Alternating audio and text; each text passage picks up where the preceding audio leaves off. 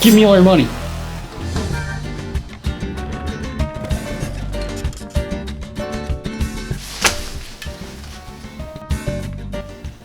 That's it.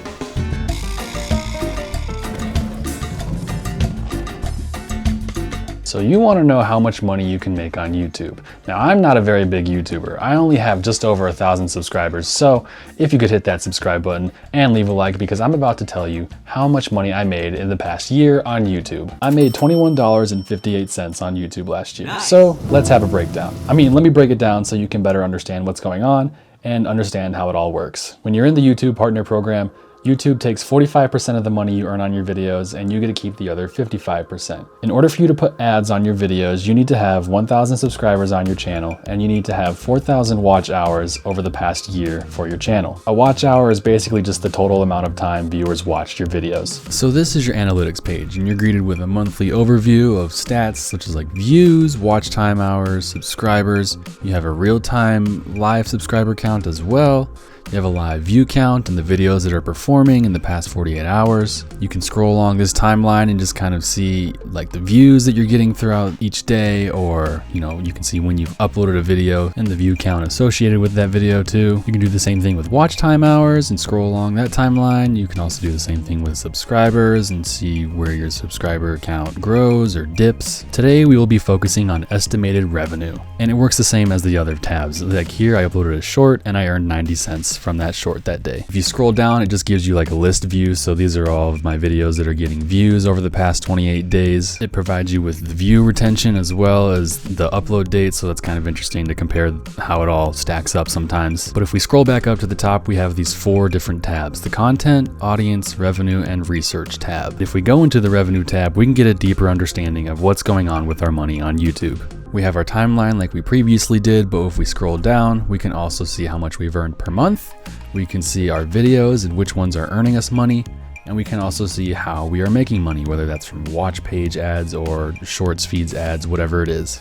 One of the cool things is you can actually change the window size for all of your analytics. So we can change it to 2023 last year, and we see that I have made $21.58 over the last year. The timeline works the same, all the other categories work the same, it's just a larger time frame. But if we hit the see more button, we can get an even deeper analysis of what's going on with all of our videos and how we're earning money. We now have a colorful timeline that's showing us our top 5 earning videos for the year. And if we scroll, we'll get a list view of any video that's earned us money, whether it's $15 or 2 cents. This is where things kind of get interesting, because my top earning videos for 2023 were not even uploaded in 2023. They were uploaded 2-3 years prior. My top earning video that I uploaded in 2023 ranked 7th compared to all of my other videos across my channel. So let's take a look at my top performing video for the year, a review of Sundance Ski Resort. We can now look at the individual line graph for this video, and it includes things like the RPM rate, the CPM rate, how many views it got this year, the estimated monetized playbacks, and the estimated total revenue for the year. So what do all of these stats actually mean? Well, let's start with where the money's actually coming from, the advertisers. This is the CPM rate. CPM stands for cost per milli, or cost per mile, or cost per Miley Cyrus. I have no idea how to say the last one. Essentially, it just means how much advertisers are paying for every 1,000 views your video gets. This number can be a little misleading though, because this is not the money that you are making, right? Keeping in mind the revenue split between you and YouTube, and these rates fluctuate. And we can even see how the CPM rate is changing over time. For this video, essentially the rate is changing every day, and like here on September 17th, the rate was $400 for every 1,000 views. I have no idea why. But what we do know is that the rates typically increase during the holiday season, so like around Thanksgiving, Christmas time, whatever holidays you celebrate, the CPM rates tend to increase. Advertisers are spending more, probably to push those products to their people and make more money before the end of the year. I got a degree in advertising and I still don't really understand how it all works, but that's okay. And we can see that reflected in our revenue line graph, right? Like here during the summer months, it's kind of at the lowest point, and then as we start to get into October, November, December,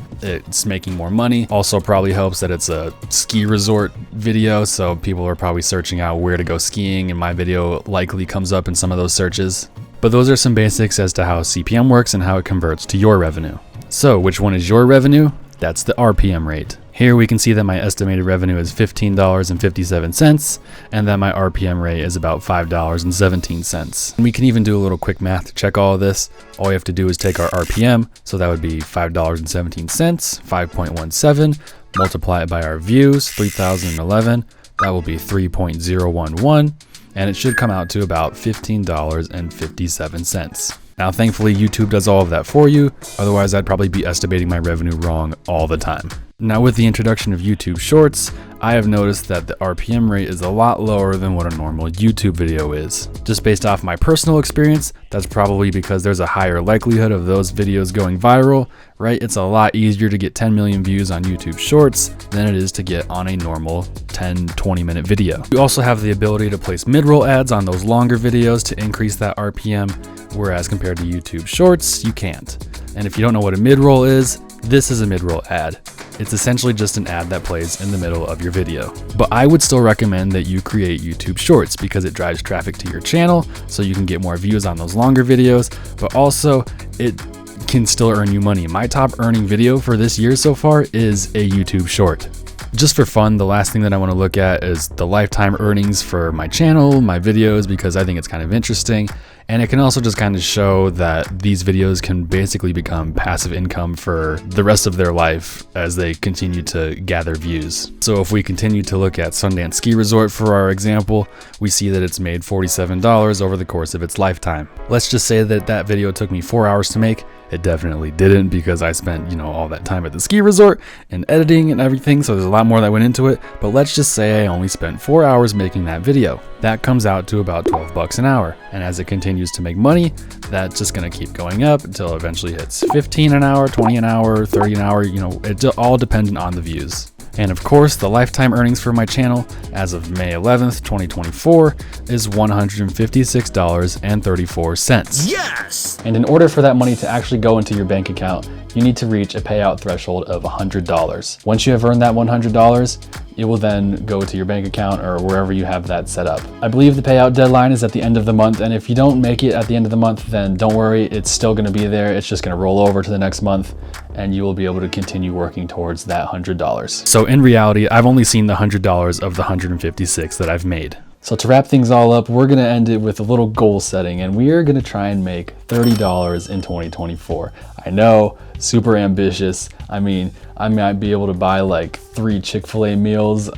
So yeah, that's kind of how this all works. It's pretty simple in my opinion, and we're gonna check in next year to see if I reached my goal. And if you learned something, go ahead, like the video, subscribe if you want to see what other videos I'm gonna be putting out. Being honest, I don't really know. I just kind of sometimes just get random ideas and then I make them. So that's probably why I don't make that much money, but we like to have fun with it. Thanks for watching, and I'll see you later.